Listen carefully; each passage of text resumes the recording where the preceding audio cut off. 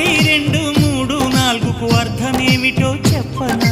చెప్పుకో, త్వరగా చెప్పుకో. ఒకటంటే ఒకటిగా అడుగేద్దాం, రెండంటే రెండు గుండెలను ముడిపెడదాం, మూడంటే మూడు ముళ్ళేసి ఆ తర్వాత నాలుగు కాలాల పాటు కలిసుందా.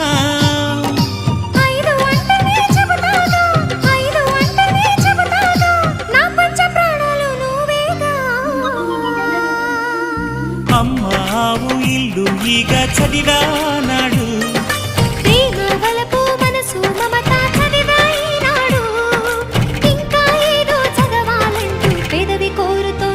భలేగా కొత్త చదువు చదువు, ఇలా నా ముద్దు కవిత చదువు, చెలి మురిపాల కథలు చదువు.